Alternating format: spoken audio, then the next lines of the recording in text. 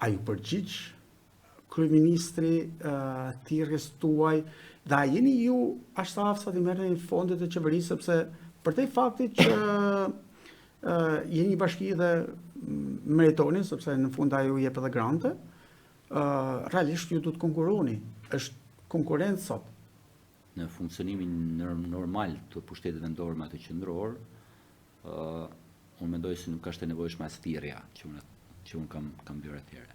Normalisht që kjo e bën të domosdoshme edhe thirrjen ndaj kreut qeverisë. Për sa kohë sot në territorin e Bashkisë Mirëdijevë nuk ka një investim të madhor, unë nuk mund të them që ka pas investime nga qeveria e Mirëdijevë. Ju e keni bërë projekte të kësaj natyre që jetoni që të jetë strategjike, për konsideroj strategjike. Të dalë tek projekt. Raporti institucional është që kryetari i Bashkisë krijon mundësinë e takimeve, krijon mundësinë e projekteve, krijon mundësinë e afrimitetit në kuptimin institucional me qeverinë dhe punon në raport me projektet dhe me thirrjet që qeveria ka në mënyrë permanente për investime në zona të ndryshme. Për sa është përgjigjur qeveria, le të themi, këtyre projekteve, këtyre thirrjeve, këtyre? Shiko, duket se qasja ka qenë që pak investime ka pas Mirëdijevë, për të mos thënë as pak. Unë po them vetëm vitin 2024.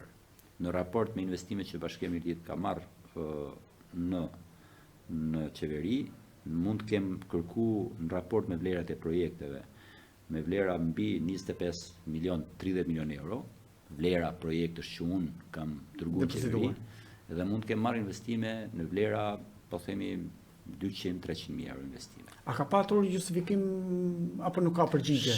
Kjo është edhe shpesh e keqja e asaj që diskutojmë edhe qoftë edhe me kolegë tjerë kryetar bashkisë, që në momentin që ti aplikon për një projekt, për investim, me një projekt caktuar, dhe ti nuk merr asnjë përgjigje, ndërkohë që fondet shpërndahen tjetër kund, atëherë mendoj se institucioni i cili bën këtë shpërndarje duhet të kthejë një përgjigje në raport me projektin.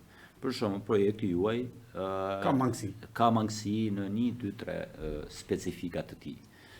Përgjigje të cilën nuk e ke marrë asnjëherë. Dhe ky është shqetësimi.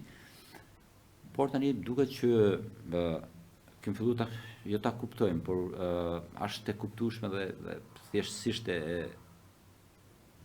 politike.